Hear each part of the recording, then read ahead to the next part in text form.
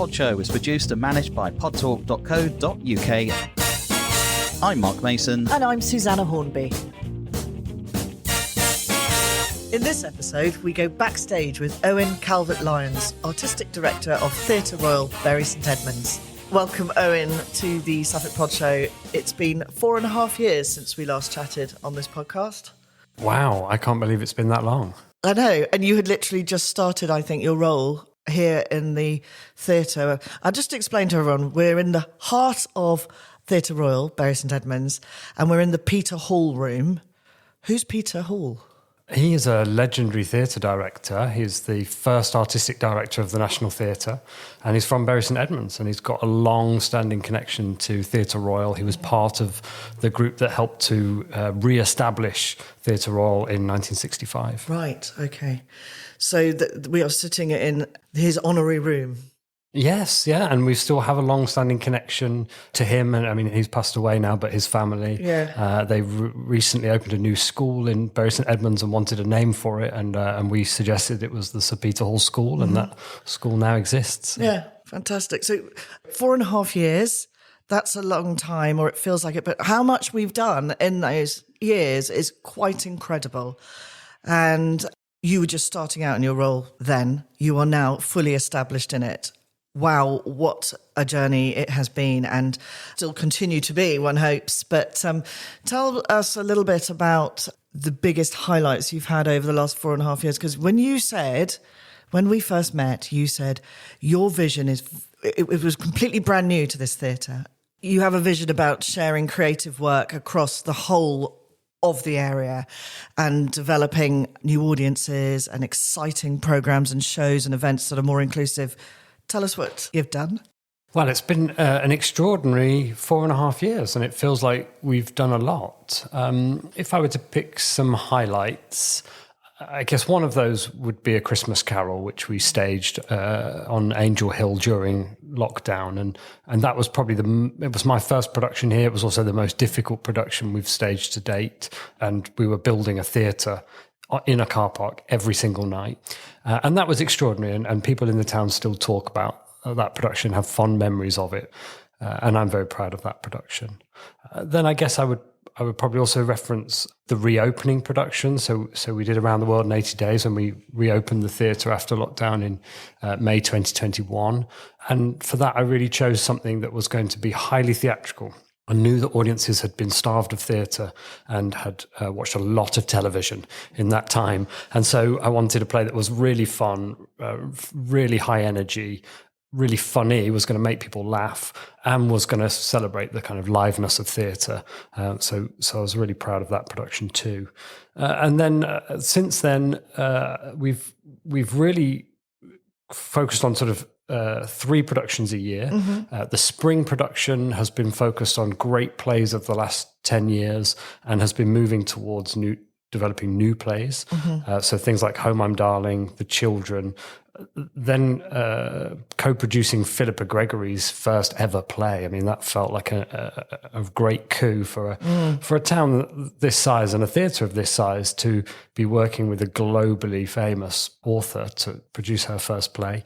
And then that led us to A Trial of Witches this year, which we've only just closed. Both of those last 2 productions sold out in their final weeks. So I'm really proud of those productions and the processes we've used to get to those productions. And then the summer productions where we have involved local children and young people have been glorious. So many wonderful productions with so many wonderful young people. I looked back recently and saw that 11 out of our last 14 productions involved local young people. So that's been an ethos that I put in from the beginning that's been hugely successful.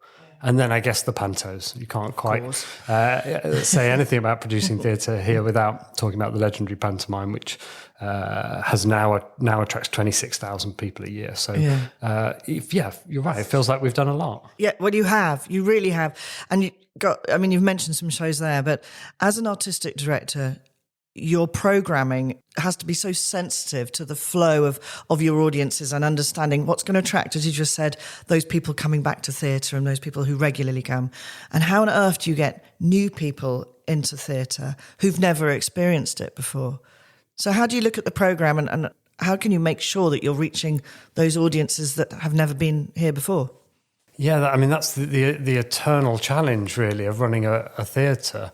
I guess some of it is about the breadth of programme, that across a year I try and make sure there is quite deliberately something for everybody. So we programme across genre, across art form.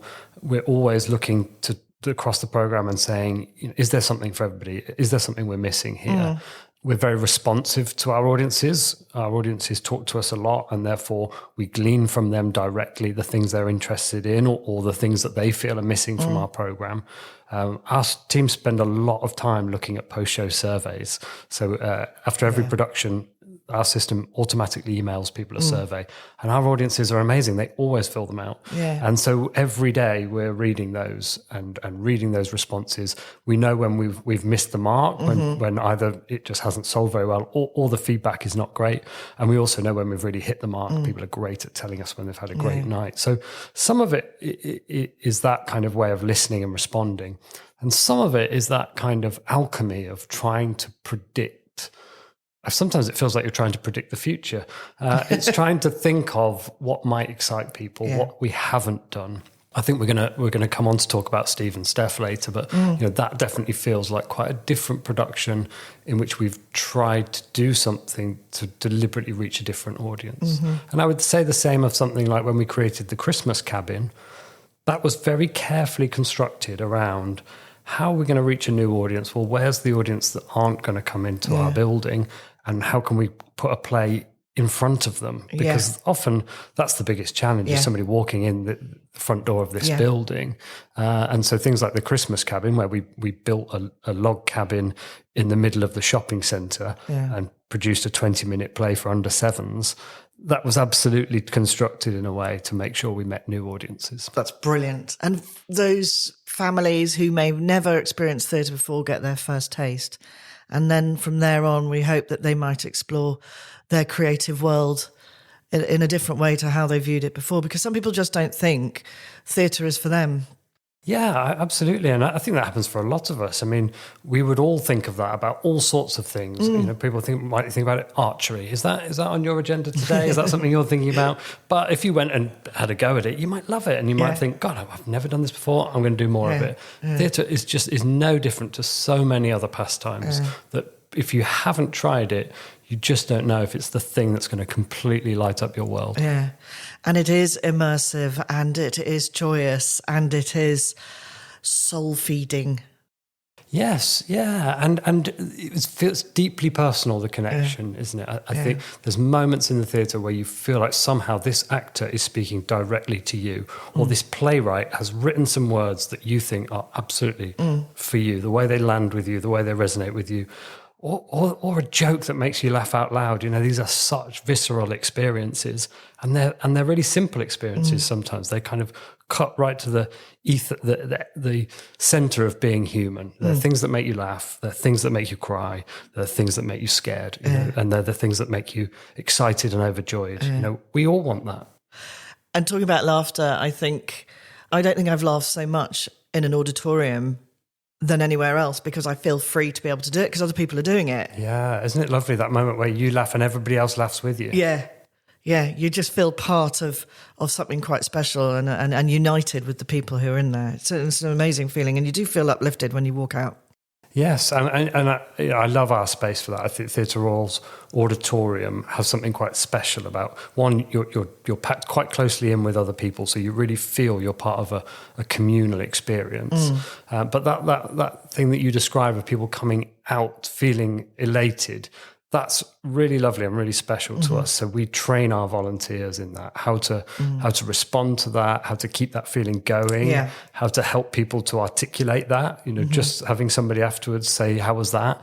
Gives you a moment where you can explain that feeling that you're feeling inside. And that's really special to us. We try and keep those, extend the experience of viewing theatre from the moment you walk in the front door of our building, I was about to say until you leave, but actually it's longer than that. It's really until you stop thinking about the play.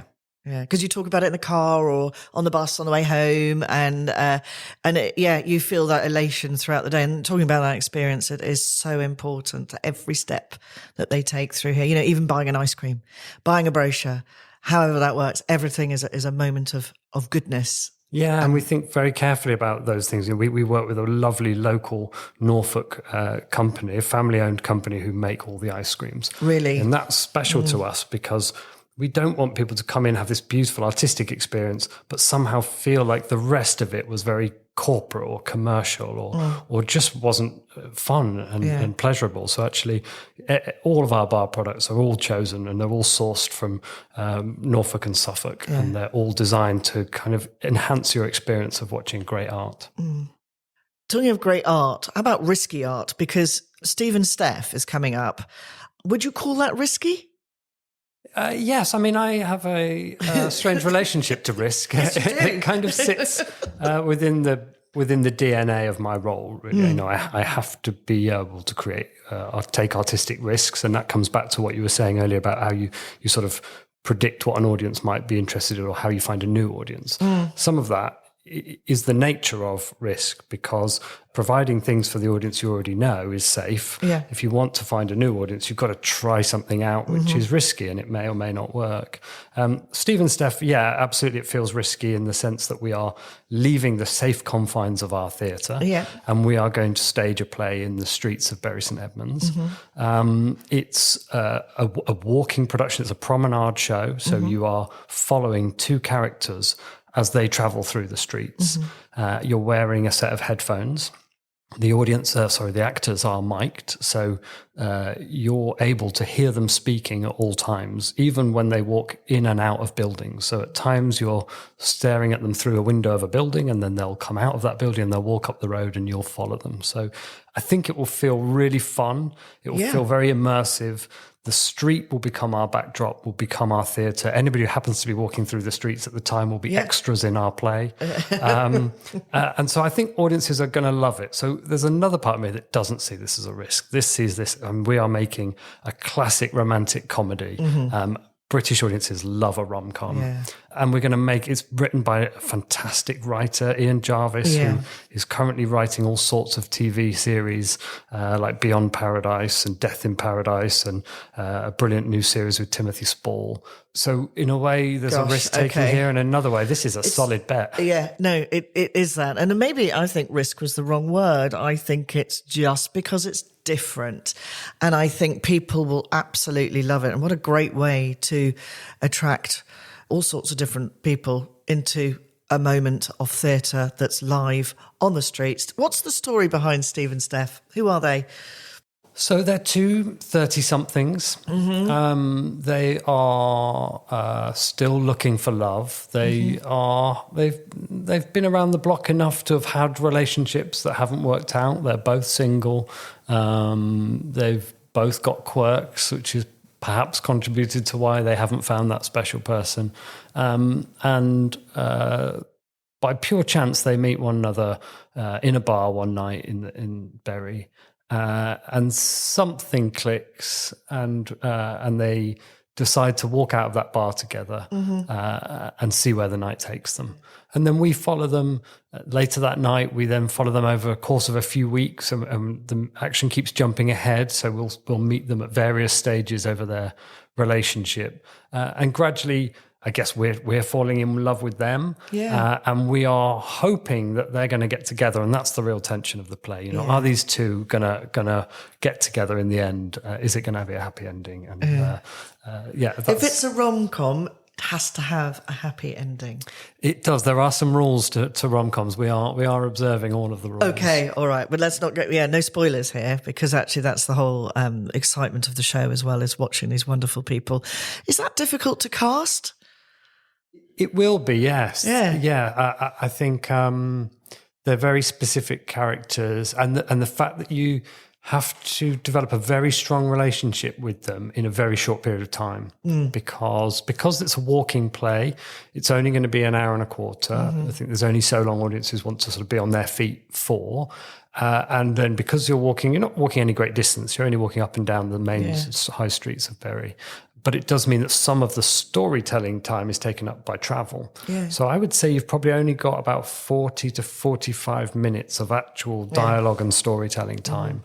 So it's not very long, and we want people to fall desperately and deeply in love with these two characters. So we do need actors who are charming and people that we're just going to immediately fall head over heels with. Yeah. You know, you think about the actual staging of this. So you've got the actors, well, they know what they're doing, but obviously you've got a tech team that's around it. You've got a herd of audience. I don't think that's the right collective now for an audience, but you know, that's all got to be moved and ushered. And yes, it's quite, I can't wait to see it. How many people do you think can watch it in one one walking? There's about 40 audiences will follow them at any one time. Yeah. And the great thing is they will become their own marketing, if you like. You know, I think people will walk around the town and see this strange event. They'll see a group of 40 people following two actors and, as you say, a small technical team, and they'll want to be a part of that. And so I'm really hoping that once it opens, and it's going to run for a whole month, that people will see it around the town and think, I want to be part of that. Yeah, and they will. How brilliant, how clever. It's not a risk at all. It's very, very clever. What are the dates? Do you know the dates? Yes, they're easy because it's the 1st to the 31st of August. Well, it's the go. whole of August. Okay, and we book tickets through the box office in the usual way online. Theatre Royal website. Okay, great, brilliant, okay. You do an awful lot of community outreach work here, which I don't think, along with every other theatre that does it, we know enough about. So you obviously have an outreach program. Can you tell us a little bit more about what your current project? Yeah, I mean, we have as you say, a huge and thriving outreach program. We work with about 12,000 people in the community every year through the outreach program. And as you say, lots of it is quite hidden and in a way deliberately so. These are activities for those participants, and they're not always public facing, and that's why every year we run the Bloom Festival, which is running right now. It's from the 8th to the 17th of April, and that's the kind of public showcasing of the work that we do all year round. So as part of it, we present our youth theatre productions. We have 4 youth theatres who run all year round after school programmes. And in this week, they all present their productions that they've been working on for 9 months. We also run an over 55s drama group called Act Your Age. We have a writers group. And then during this week of Bloom, we run loads of free workshops that audiences can sign up for and take part, and they can discover new skills. They can do puppet making, playwriting, directing, stage makeup, stage combat, all sorts of things that they can take part in over those 2 weeks. And it's a wonderful program. About 600 audiences will come along over these 2 weeks. Lots of people will be new to us. Lots of people will try things out. Then hopefully they'll say that they love it and they want to do more of it. And then they can sign up to our yearly program. They can start with us in September and they can do a full year with us round to next year's Bloom Festival. You mentioned your youth theatre. At what year do you start, or what age? So we start age 8. Right.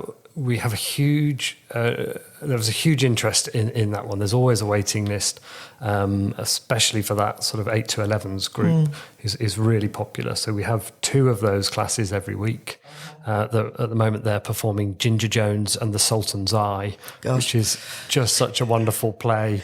It's about a little girl with an extraordinary imagination, and she tells these stories like about how her uncle has trombones for legs, and she tells the story about a pirate and the Sultan's Eye is a jewel that she's trying to steal, and she has to travel and buy a camel, and it's just a wonderful, wonderful story. That's superb. And schools, you do a lot of work with schools as well? We do, yeah, huge amount of work with schools. We work with about 85 schools a year. A lot of that is focused around 3 programs. One is called Tiny Plays, Big Ideas, which was something I created during lockdown. We were really conscious that children weren't having access to creativity during a particularly distressing period in their lives. And so we created a program where we sent professional playwrights into schools and we asked them to teach 10-year-olds how to write their first play. And then those children write those plays and they submit them to us, and we get about 450 plays every year. Do you read them all? And we read every single one of them. We have a team of readers. The plays are normally between 2 and 5 minutes long. We read 450 plays and we choose 15 of them, which we think kind of represent a particular aspect of that year's submissions. And then we employ a team of professional actors and we perform them back to the children who wrote them.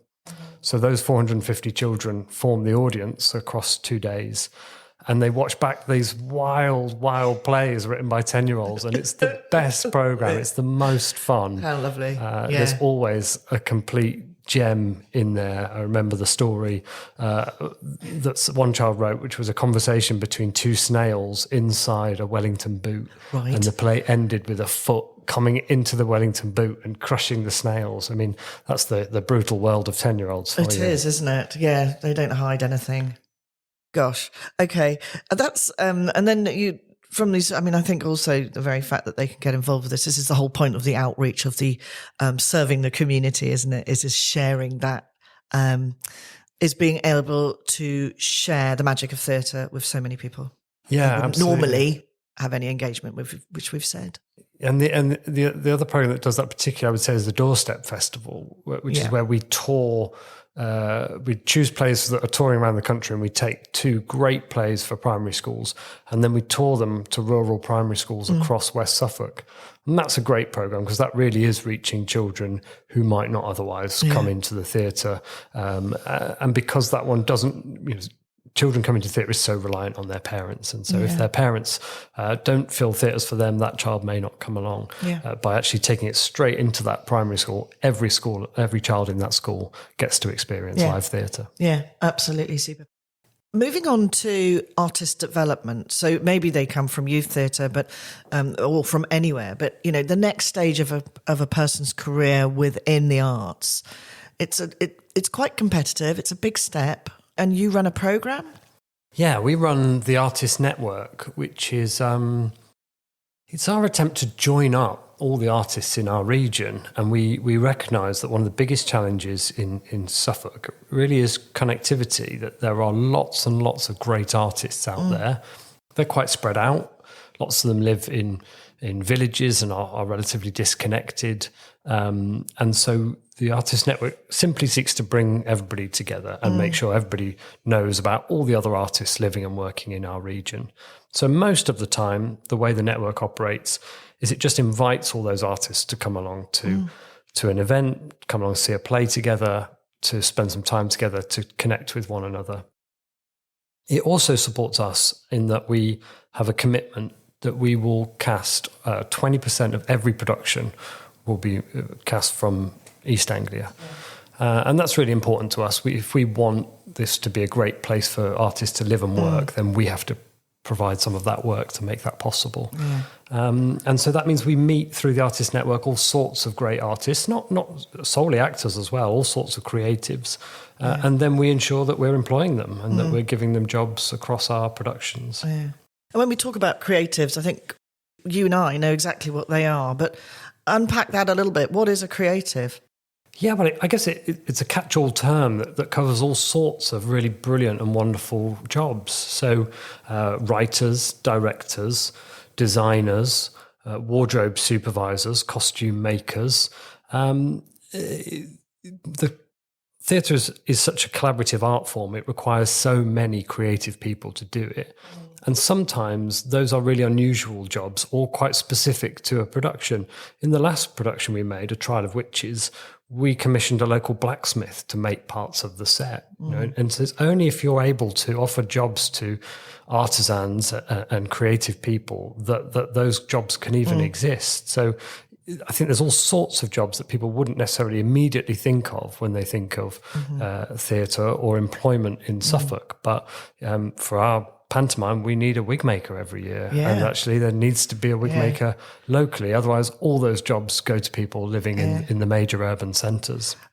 And your pantomime, your set, design is superb. I've always looked forward to seeing it. Where do you get your set design done? So the design is done by Dawn Alsop, who's a really wonderful designer, and she's based in the West Midlands. But all of the construction of that is all done locally. So all of the scenic arts, all the painting is done by local artists.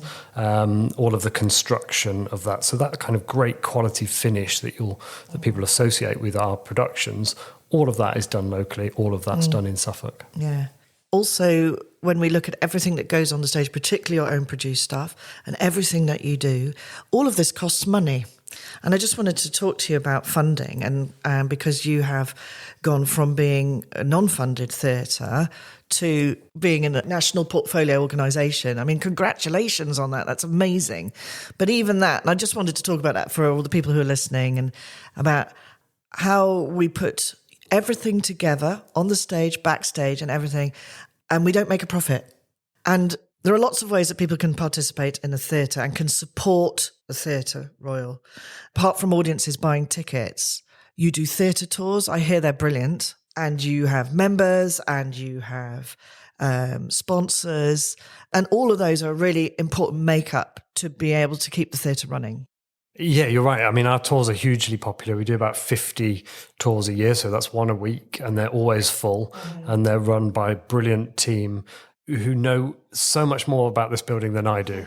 And they are great. They are really entertaining, and they engage people in something that's really important to us, which is that here at Theatre Royal, there is a great interaction between heritage and innovation. So we see ourselves as absolutely a fiercely contemporary theatre in a historic building. And I think there's a really interesting, at times I would say, a tension there between those two things, but a great interplay between history and modernity in this venue. But yes, there's all sorts of ways of supporting us. Membership, as you say, is a really important one. Membership at Theatre Royal is relatively inexpensive. I mean, this is different. That's a relative term for everybody, but it's about £47 a year, and we have about 400 members, and that's a kind of low-level, ongoing support that means so much to us, because that's the kind of money that isn't attributed to any one area of our work. We can place it where we most need it, and it also offers great value. I mean, if you want to come and see any of the big names that we get from time to time, when we get a big name comedian, or when Judi Dench came and it completely sells out, members get a priority access to booking. And so actually, if you want tickets to Michael McIntyre, that's probably the only way you're going to be able to do it. No, quite. Yeah. And they also, members are ambassadors for the theatre. They bring along new people, and they're such an important part of makeup. They are, yeah. I think that, we really see them as part of our community, and part of, there's a reason that they're called friends, because they help us enormously. And as you say, word of mouth is such a key sales tool for us. A lot of our members, we invite them in really early on to see productions, sometimes when they're still in dress rehearsal, because we know they'll see it, they'll love it, and they'll go and tell all their friends. I'm going to just side shift slightly to your role now as an artistic director. And you've been doing this for how many years? I've been here for 4.5 years, and I was an artistic director for about 3.5 years before that. So about 8 years. Yes, a long time at it. And I'm always fascinated by artistic directors. I've met many, and they're all very different in the way they cast a show. And I always want to ask the question, what is the secret to your casting? What is your mantra that you follow? Yeah, good question. I mean, I cast all my productions here with Zoe Fox, who's our head of producing. So it's definitely done as a team. And we don't tend to work with casting directors, which is quite different from most theatres, certainly sort of around our scale and above. Most people are working with a casting director. But Zoe and I like to do that ourselves. We take a real personal pride in our casting, and we love spending time meeting actors. I mean, that's the great joy of casting, is a great privilege. You get to meet so many wonderful actors. The secret to it for us is, I guess it sounds obvious, but it's about people. We meet people, and we get a feel for them, what it's going to be like working with them. I'm going to be spending many weeks doing very long hours, working very closely with those actors. So they've got to be people that I'm going to enjoy working with, and so something that will come from that spark, from us engaging with one another and enjoying one another's company, is part of what will make great art. I think we also cast very specifically. We're really looking for the qualities of that character and a way that an actor can embody those. And then I think that part of using local talent as well feeds into that again. I think that brings something really special to every production. There's always somebody who really is from this region and understands this region in every play. Yeah. And, as an audience member, you can watch a show and think, particularly pantomime, and you say, yep, that company get on like a house on fire. And that just adds to the performance. Yeah, you can really feel that in the auditorium, I think. I think the other thing is about people who make me laugh. It comes back to what we said at the beginning of the podcast. It's so important, people who can make you laugh. And I think I understand how I'm going to direct a play, and I understand how I want that story to be told. And I also feel like I really understand our audiences. So if an actor can make me laugh, then they're going to be right. Then that's it. You can see that perpetuating. I was literally coming on to you. So what is the most rewarding thing about your role? Wow. Some of it is the breadth of it. Every day is very full and very different. Yeah. And so from first thing in the morning to last thing in the afternoon, there is something new happening in the building, and new to engage with. Maybe that's something that I love, the sort of novelty of it in that sense, that the role is never the same 2 days in a row. I probably quite like the roller coaster, the emotional roller coaster of it. It can be a job full of joy, and it can also really stretch you and push you to your limits. Yeah. I mean, you're sort of halfway through rehearsals and maybe you're falling behind because of issues beyond your control. That must be the most challenging and stressful moment, thinking this show's got to be on the stage in a week and a half. Yeah, there's something glorious about theatre, that it's time bound. There is a first day of rehearsal and there is a day of opening, and in that is the fixed amount of time you have to make a play, and it will open on that day, and we've already sold tickets, and there'll be an audience waiting. So that definitely focuses the mind. Yeah, but I love that. I love that tension. The technical rehearsal is those few days leading up to opening, they can be really stressful. There's a lot going on, a lot to sort of hold in your head. There'll be things to do with design, lighting design, sound design, costume, and you've got a person representing each of those fields, and we work with great artists, so they're all contributing to it. But my role in that moment is holding together all of those thoughts and prioritizing, and then supporting all of those people to do their job the best that they can do. And I guess that's where you get the crossover between my role as a theatre director and as an artistic director or a venue director. Is I see them very similar. That same way that I'm trying to get a team of actors and creatives to be the best they can be and deliver something that is harmonious, that kind of uses all their skills. The same in the theatre, where I've got people in very different roles in box office, in marketing, in finance, but the same principle. I'm trying to get them to be the best that they can be and try and ensure that all of their skills are kind of leading in the same direction. Yes, it's quite a lot of responsibility on your shoulders. It is, yeah. Has anyone ever had a meltdown in front of you? Like you've actually thought, how on earth am I going to get this back? Daily. Yeah, the meltdowns thing is, I guess that's part of anybody who runs a business. And I guess it's also inherent to the process of making theatre. I think what I love about that is I feel like we're a really emotional environment at the theatre, and I've got a really brilliantly emotional team. And I've talked to a few members of staff about that in the past.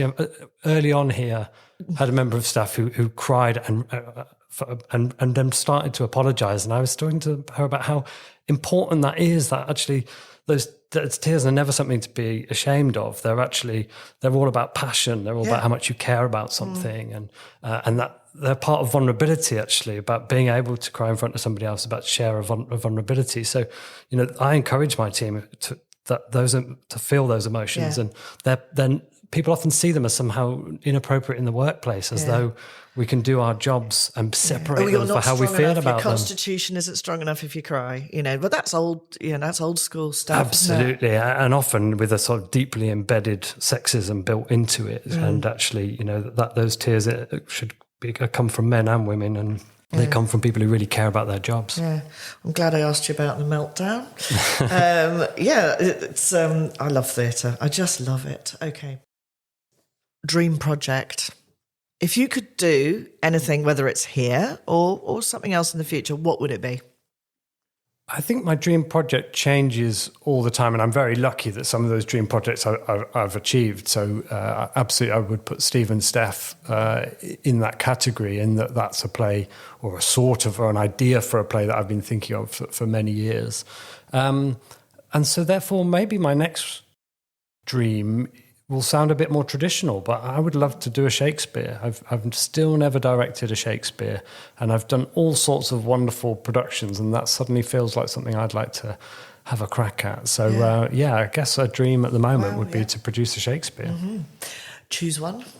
Well, do you know what? I really love Much Ado About Nothing. It's such a great play. I remember doing it at school and I hated it. I really couldn't understand the interest in it. But as I get older, it's so full of... It's got great comedy. I love that the comedy in it is fantastic. But it's also got kind of great drama, and it's got some of these great set pieces. And then things like, the Night Watch are just hilarious. So that sense that it's got a bit of everything, it's comedy and drama combined, that really appeals. Yeah. I mean, we need to just talk about the summer season coming up too. Otherwise, Julie, head of marketing and sales, will have a word. So we've got a big program coming up, which is really exciting. I see you've got an Acheborn in there as well, which would sell out here, I'm sure.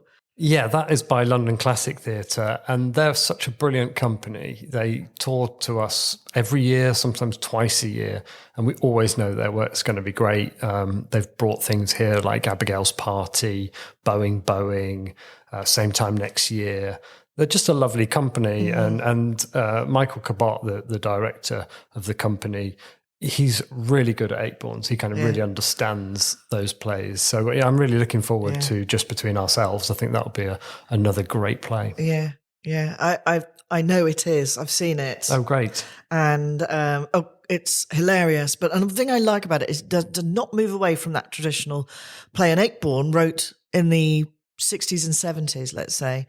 But that humour has to have a sort of understanding about it. And that's what I loved about it, is that most people got it, some people didn't, but that's fine. It's hilarious. Yeah, I think Acheborn's such a great writer, but he writes in a very specific style. Yeah. And I think you need a director like Michael who really understands that style and knows how to play it. Mm-hmm.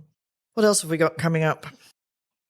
We've got some big names coming to Theatre Royal, like Julian Clary and Harry Hill. Yeah. Julian's come to us a couple of times over the last few years, always sells out. Yeah, I'm sure. Harry Hill has not been for a long time, but I love him. I've always loved his comedy. So those are going to be two very busy nights at Theatre Royal. It's funny, we were listening to something the other day and Sarah Pascoe said that all of her humour is based on Harry Hill, absolute icon. Yeah, I mean, his TV burp, that programme, I just loved it. Every now and again, I see a clip online, it still makes me laugh. Family shows, which presume will be in the summer half term. So I'm seeing things like The Worst Princess, which is really good. Yes, this is all over the May half term, as you say. The Little Mermaid, The Worst Princess, both really, really lovely adaptations. The Taylor Swift tribute. Well, that's going to sell out, isn't it? Absolutely. And not just for children and young people. There are plenty of adult Swifties out there too. Swifties, that's it. Brilliant. And then I think just to mention The Sword and the Stone. I'm so looking forward to The Sword in the Stone. So this is an adaptation by Eilish Mullane, who's a member of our full-time team here at Theatre Royal. She's a brilliant playwright, and she's adapted that classic story for the stage, but brought it bang up to date. So it's a contemporary version of it. It's going to be directed by David Whitney, who's our head of creative learning. It's going to have a cast of about 20 local young people. It's just a great adaptation. I think local children and young people will love this story. Yeah. It's also really designed for families to come and enjoy together. Yeah. So that runs from the 21st to the 23rd of August, which is just 4 nights. Yeah. But I think that's going to be a really great production. No, that's superb. I think, your program is absolutely stacked and it's very exciting. And I presume you're about to launch your autumn program fairly soon too. So Yes, we're not far off releasing the autumn season, which of course Rapunzel is this year's pantomime, which will be right at the centre of it. And we are deep in pantomime thinking, even though it's April. No, but these things have to happen now. I mean, I think the pantomime machine never stops. It doesn't. No. Pantomime goes on stage, pantomime for next year starts being sold. Absolutely. Has to be that way. And you're very good at it here. Yeah, and we've already sold something like 11,000 tickets for this Christmas. Yeah. It's hugely popular. Lots of audiences come out of the auditorium having had such a good time that they immediately book the same seats for a year later, which is obviously enormously helpful for a theatre like ours. Yeah. No, that's brilliant. I'd love to keep talking to you, but I think we've run out of time now. And I just want to say thank you so much for talking so candidly and so brilliantly as always, Owen. Thank you. I love our conversations. That's brilliant. Thank you. Thank you.